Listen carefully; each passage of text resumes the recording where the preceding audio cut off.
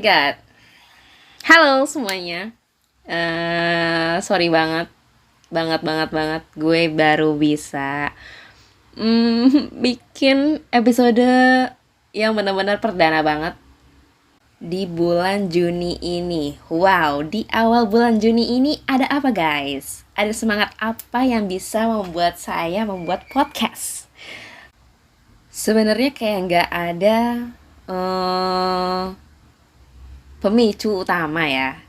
Mungkin karena lagi mental breakdown, enggak juga sih. Tapi gue emang harus maksa aja supaya gue bikin konten baru di podcast gue. Karena kayak apa sih, masa gue cuma bikin perkenalan doang kayak rantolo anjir. Oke, move on. Kenapa gue baru bikin podcast di bulan Juni ini, sedangkan perkenalannya kemarin itu di bulan Maret? Wah, agak malu ya. Jadi fun fact, nggak fun fact sih, ini lebih kayak ke musibah ya teman-teman. Jadi pas gue upload perkenalan di podcast gue di Podi kemarin, beberapa bulan yang lalu, hari itu juga gue dinyatakan positif COVID untuk yang kedua kalinya. Jadi gue udah pernah kena COVID di tahun 2021, di akhir tahun 2021 lah. Nah, di 2022, di awal-awal Maret, masih awal ya, itu gue kena COVID lagi. Kayak agak miris gak sih? Gue kenanya itu udah kena 2 kali, deketan lagi. Cuma ya gak apa-apa, alhamdulillahnya ketika gue kena yang kedua kali, gue udah booster. Untuk yang pertama dan yang kedua itu sama-sama sekeluarga loh teman-teman. Jadi ini bukan fun fact ya, tapi lebih ke musibah, bener banget.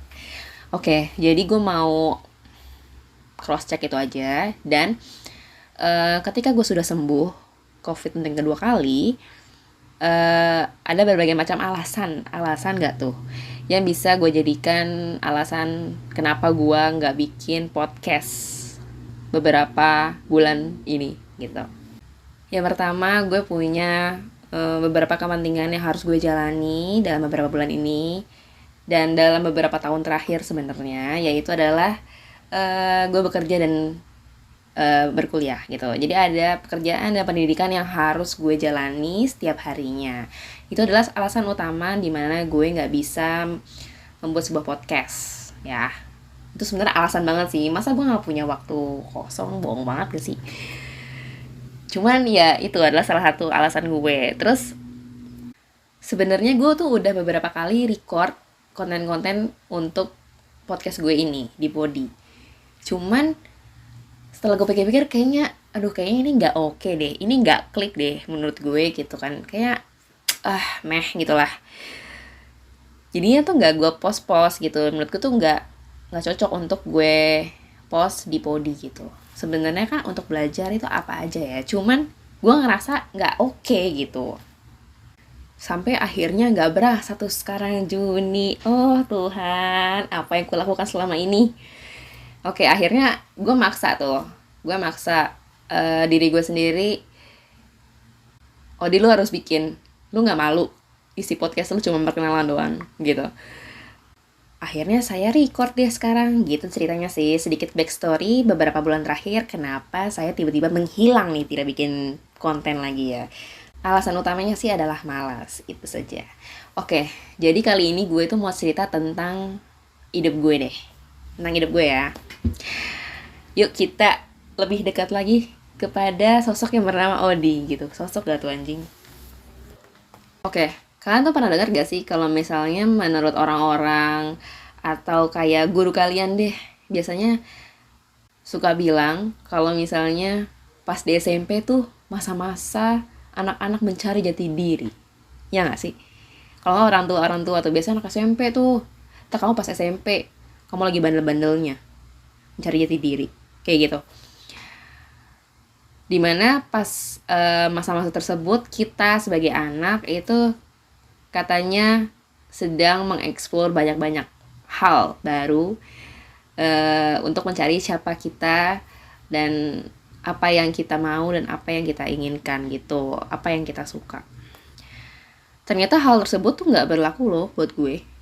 Kenapa? Karena menurut gue masa-masa SMP gue itu kayak belum cukup untuk nge-build gue untuk mendalami atau mencari jati diri gue, mendalami apa yang gue inginkan dan apa yang gue cari gitu. Belum cukup. Salah satu faktornya itu ada dari lingkungan dan mungkin pertemanan, sosial gitu. Dari lingkungan sendiri menurut gue sebenarnya nggak jelek, cuman oke sih, menurut gue tuh nggak jelek, cuman emang guanya aja kali ya sebenarnya tuh nggak cocok untuk ditempatkan di tempat yang seperti itu gitu. Konteksnya itu kayaknya negatif ya, gue nggak cocok, tapi dengan gue ada di sekolah tersebut, gue merasa gue juga dapat banyak kok manfaatnya gitu. Cuman untuk lingkungannya gue merasa gue emang gak suitable gitu di situ.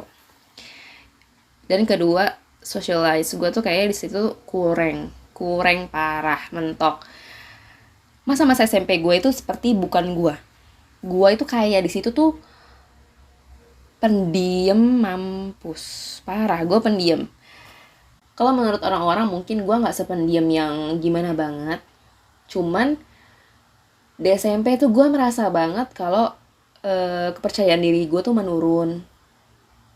Gue lebih kayak nggak mau interaksi dengan orang-orang di sana karena menurut gue tuh mereka nggak cocok dengan gue gitu. Gue tahu kita tuh berteman dengan siapa aja, dan di sana gue berteman dengan siapa aja. Mereka kenal gue dan gue kenal mereka gitu. Kayak ada interaksi dan segala macamnya, tapi nggak banyak gitu. Teman gue banyak di SMP, cuman yang deket sedikit gitu. Intinya tuh gue pendiam aja, gue nggak banyak cincong nih, nggak banyak bacot gitu. Gue nggak banyak tingkah, nggak banyak aksi pas gue waktu SMP. Gue nggak yang ekspresif menunjukkan siapa gue nggak. Gue lebih kayak tertutup dan tidak, kayak mungkin nggak kelihatan gitu ya, lebih ke invisible gitu. Jadi gue ngerasa di masa-masa SMP gue itu gue kayak nggak bisa mencari jati diri gue gitu. Dan kapan ketika gue bisa mencari jati diri? Ketika gue lulus dari SMA. Bahkan ketika gue SMA pun, gue tuh juga nggak bisa menemukan apa yang gue mau gitu. Cuman kayak sekelibat aja sih, gue tahu nih kayaknya ini deh gitu. Cuman kayak clue-cluenya aja gitu. By the way, gue bukan SMA sih, gue SMK. Gue ambil kejuruan waktu itu. Jadi ketika gue lulus SMK itu gue tuh langsung kerja. Pada saat itu ada suatu kondisi di mana gue tuh nggak bisa untuk melanjutkan ke jenjang pendidikan selanjutnya. Gue nggak bisa untuk afford kuliah saat itu. Jadi pada saat itu gue memutuskan untuk bekerja. Kalau ditanya sedih, pasti sedih. Cuman itu lain cerita. Kita cerita yang ini dulu ya. Oke, ketika gue bekerja, inilah mengapa kamu itu kalau misalnya berdoa itu harus berhati-hati. Sebenarnya dari apa yang gue ucapkan itu sebenarnya nggak yang signifikan banget sih dampaknya. Cuman ada beberapa hal dari doa ini tuh gue merasa kayak, aduh harusnya gue ngomongnya nggak gini ya, gue harusnya mintanya sama Allah tuh nggak gini ya gitu. Dari pekerjaan yang gue dapatkan ini, gue itu dituntut untuk belajar sendiri. Gue dituntut untuk berkembang sendiri. Dituntut untuk explore job desk gue, pekerjaan gue itu sendiri tanpa adanya mentor. Lo bayangin aja pekerjaan pertama gue itu seperti itu. Cuman dari hal tersebut gue jadi kayak menyadari beberapa hal yang sekiranya gue tuh minati gitu. Dari pekerjaan ini gue tuh jadi tahu apa sih yang gue suka gitu, apa sih yang sekiranya menarik perhatian gue gitu. Karena terlalu banyak waktu sendiri untuk mengeksplor tentang diri gue dan pekerjaan gue saat itu, akhirnya gue mengetahui itu ternyata gue tuh suka ya sama pekerjaan yang suka ya, bukan pekerjaan sih, lebih kayak ke hal-hal yang berkaitan dengan visual ya. Gue suka banget tuh ternyata gitu kan. Terus itu kayak nge-recall memori-memori gue waktu masih kecil. ternyata dulu tuh gue emang suka gambar ya, gue tuh suka banget gambar-gambar gitu. Tapi emang seiring berjalannya waktu tuh nggak gue asah lagi, nggak gue explore lagi gimana caranya gue menggambar dengan benar dan segala macamnya. Jadi kayak menggambar itu hanya sebuah hobi waktu gue dulu kecil. Tapi itu jadi kayak nge-recall waktu gue kerja. Ternyata gue suka gitu. Dari SMK sebenarnya gue udah tertarik sama masalah visual-visual ini. Seperti tadi gue bilang, ada beberapa hal yang menjadi clue apa yang gue suka. Dan ini semakin jelas ketika gue kerja. Yang mana pekerjaan gue itu adalah sebenarnya job desk-nya itu kurang lebih mirip dengan seorang graphic designer gitu, kurang lebih mirip. Cuma untuk job position-nya itu, title-nya itu sama sekali bukan graphic designer, beda. Nah dari situ akhirnya gue tahu ternyata gue suka sama hal yang berbau visual. Ada lagi ternyata gue suka sama hal-hal yang berbau dengan internet, apapun itu, you name it. Walaupun gue nggak yang terjun ke dunia tersebut dalam-dalam, gue nggak yang expert banget dalam bidang internet, tapi gue kayak tertarik banget terhadap internet tuh. Kayak kok bisa sih orang-orang benar-benar kayak terpaku banget sama internet pada masa kini gitu. Jadi kayak gue mencari tahu kenapa internet itu sangat-sangat penting untuk kita di masa saat ini gitu. Dan dari kedua hal tersebut gue tuh jadi kayak apakah hal-hal yang gue suka ini bisa gue jadikan patokan hidup gue, apakah ini bisa jadi referensi profesi gue selanjutnya, apakah ini cuma sekedar passion gitu. Itu tuh gue coba pelajari tuh. Dan gak cuma itu doang, gak cuma dua hal itu doang, ada banyak banget gue itu kayak mencari tahu apa yang sebenarnya tuh menarik perhatian gue gitu. Karena gue tuh kerja di situ tuh nggak sebentar gitu. Salah satunya itu adalah gue tertarik sama bidang suara. Kenapa? Sebagaimana yang kalian tahu di perkenalan kemarin, gue tuh sempat ada notice dan kayak itu jadi highlight di mana perkenalan gue. Kalau gue tuh sebenarnya insecure sama suara gue sendiri. Tapi at the same time ada beberapa teman gue yang tanpa harus gue bilang atau gue tanya suara gue bagus gak sih, jelek gak sih, mereka itu langsung ngomong kayak, Odi lo tau gak sih sebenarnya suara lo tuh enak tau buat didengerin. Coba deh lo ini jadi penyiar kek, lo coba-coba deh jadi ini. Itu tuh secara gak sadar itu tuh kayak ngebangun kepercayaan diri gue untuk kayak mikir ternyata suara gue tuh nggak seburuk itu ya gitu.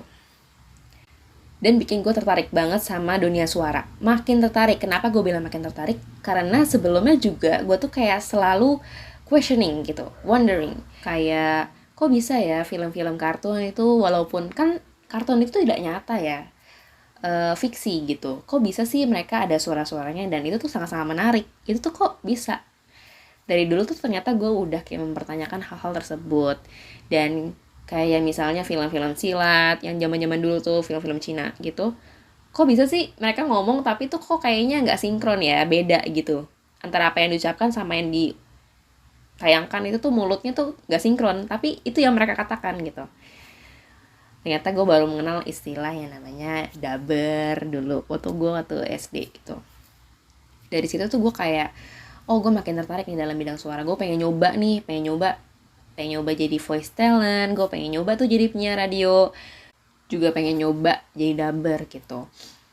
Kayak gue mikir, wah kayak keren banget nih jadi penyiar, tapi ada tapinya bos. Penyiar kayaknya wawasannya tuh banyak banget ya, bisa tuh mereka kayak tektokin topik-topik gitu, tetap nyambung. Sedangkan wawasan saya ini masih kayak masih cetek. Terus gue jadi kayak mikir-mikir lagi gitu. Cuman dari pikir-pikir gue ini, gue tuh tetap berusaha untuk kayak menyelami apa yang membuat gue tertarik gitu. Salah satunya adalah bidang suara ini nih. Gimana sih caranya gue kayak mendalami bidang tersebut gitu. Yang pertama gue pernah nyoba sayembara MRT dulu, jadi announcer di stasiun atau di kereta MRT waktu itu. Cuman emang gak lolos karena ya gue baru nyoba gitu kan, ya kali gue langsung jebol, gila kali.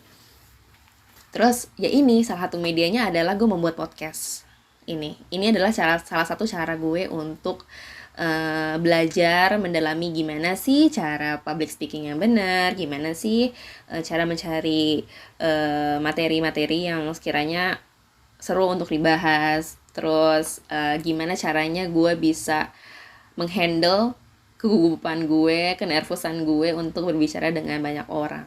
Secara nggak langsung ini kan akan didengar oleh banyak orang ya, gue ngomong kayak gini pasti akan ada yang dengar gitu. Jadi disinilah media gue untuk belajar. Nah, dari beberapa hal yang gue coba cari, ternyata gue bisa simpulkan dari apa yang gue lihat, dari apa yang gue dapatkan, dari apa yang gue cari, ternyata gue ini masih belum tahu siapa diri gue ini siapa sih, dan apa yang gue mau tuh gue masih belum tahu pasti. Apanya yang klik bener-bener di hati gue tuh gue masih belum tahu apa. Dan ini nyambung banget dengan pembahasan dimana gue waktu itu sempet nonton di YouTube, yaitu adalah pembahasan antara Maudy Ayunda dengan Pak Gita Wirjawan, yang mana beliau adalah mantan Menteri Perdagangan beberapa tahun yang lalu kalau nggak salah, di sebuah konten YouTube.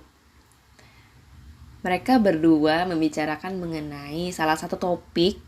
Jadi mereka tuh membicarakan banyak banget topik, tapi salah satunya ini bikin gue kayak bener-bener fokus banget dan ngangguk-ngangguk gitu. Jadi mereka ini pada saat itu membahas sebuah topik mengenai keahlian. Nah, menurut mereka berdua ini ada 2 jenis keahlian, yaitu yang pertama adalah early specialization dan yang kedua adalah late specialization. Dimana early specialization ini dimana kamu tuh udah expertise, udah pro, udah ahli dalam sebuah bidang gitu. Jadi di awal itu kamu sudah menekuni satu bidang dan membuat itu bukan cuma sekedar bisa, tapi kamu sudah ahlinya di bidang tersebut. Itu adalah early specialization.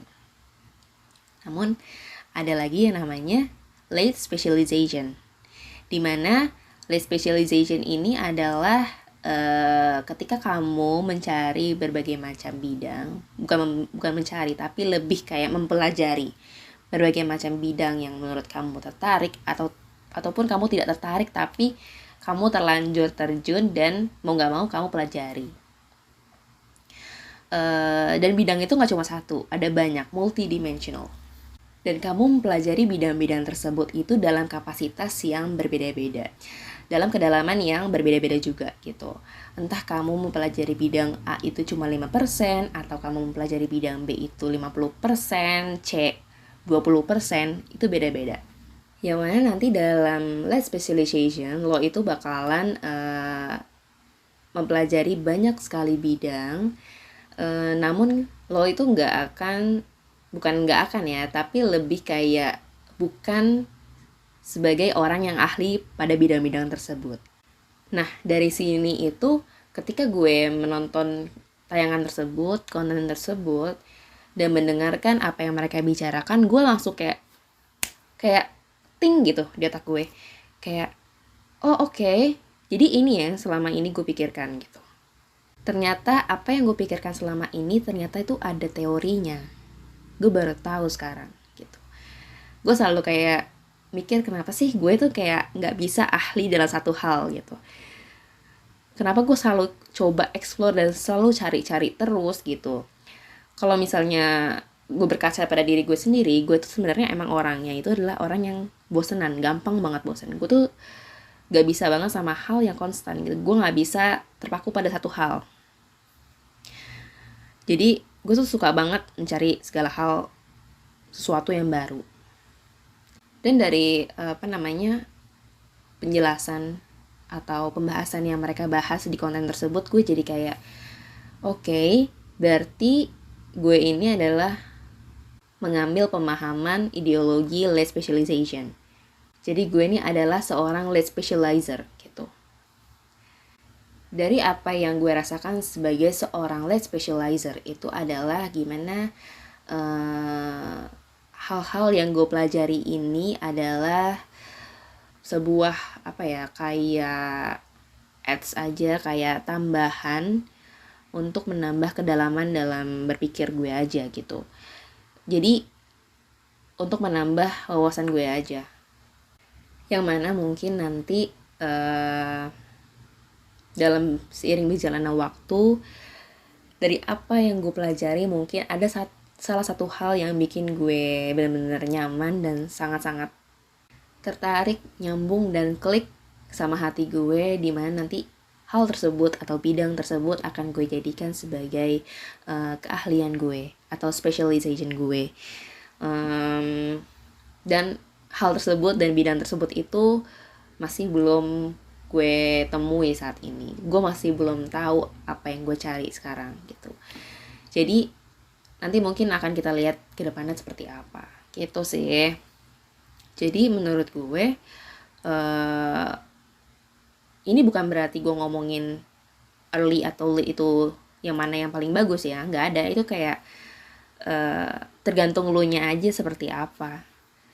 Ada pernah cerita adik gue, dosennya itu, adik gue juga sempet curious tentang ini gitu kan, dan doi nanya tuh sama dosennya. Ternyata dosennya itu adalah seorang early specialization. Dia lebih suka kayak orang mengenal dia itu sebagai siapa. Dia lebih suka orang tuh tahu dia itu tuh ahli dalam bidang apa. Jadi dosennya adik gue itu mengadopsi ideologi early specialization gitu. Nggak ada yang salah, nggak ada yang lo harus ini, lo harus itu. Tergantung lo nya gimana gitu.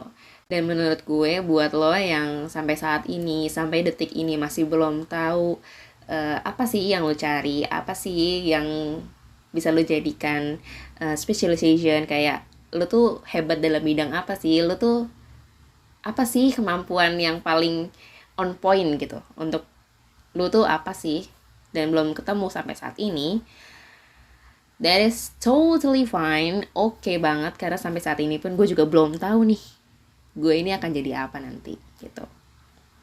Gue ini siapa gitu. Gue masih belum bisa declare gini gue ini siapa. Walaupun nanti ketika gue sudah lulus wisuda, gue adalah sarjana apa, gue gak bisa langsung otomatis kayak langsung declare kalau gue ini adalah specialization dalam misalnya kesehatan, pendidikan, komunikasi. Gue gak bisa, walaupun itu kayak itu adalah sarjana gue. Karena menurut gue sarjana aja nggak cukup untuk lo bisa kayak specialization dalam suatu bidang gitu sih teman-teman. Jadi buat lo yang masih belum tahu arahnya itu kemana, don't worry gitu, enjoy the moment aja, karena there is nothing wrong about learning gitu. Pelajari apa yang lo mau pelajari segala hal. Kalau misalnya ada yang lo nggak suka gitu ya nggak apa-apa, lo pilih-pilih aja apa yang lo suka gitu. Jadi supaya belajar itu menyenangkan, pelajari apa yang lo suka gitu. Jangan merasa belajar itu adalah sebuah kayak hal yang rumit dan sulit. Karena kalau misalnya lo di tengah jalan nih, motor lo mogok, atau misalnya lu tengah jalan tiba-tiba kehujanan dan lu nggak bawa jas hujan, otomatis lu besok akan beli dan sedia jas hujan di tas lu. Itu kan adalah sebuah pelajaran nggak sih? Jadi pelajaran itu nggak harus textbook gitu loh. By your experience juga itu tuh adalah sebuah pelajaran. So itu aja sih mungkin yang akan gue share kali ini. Jadi gue ini adalah seorang late specializer dan gak ada yang salah mau early atau late. Yang penting kita benar aja ya guys dalam hidup gitu, nggak neko-neko. Dan apa ya, sorry juga kalau misalnya gue ada salah sebut nama kah, atau ada salah sebut kata menyinggung perasaan lo yang dengerin gue. I'm so sorry, karena ini adalah tempat gue untuk belajar gimana cara gue bisa berkomunikasi dengan lebih baik lagi, begitu sih. Udah itu aja. So, bye. See you on the next episode. Ya Allah, semoga gue bisa upload lebih cepat lagi ya untuk episode selanjutnya. Gue juga sebenarnya agak ini loh, apa namanya, agak ganjel gitu di hati gue kalau misalnya gue belum upload karena ini selalu ada di otak gue sebenarnya, cuman emang gue orangnya procrastination abis dah. Astagfirullahaladzim, ya Allah nyebut gue. Oke deh, ini bye kedua kali. Bye bye, see you next time.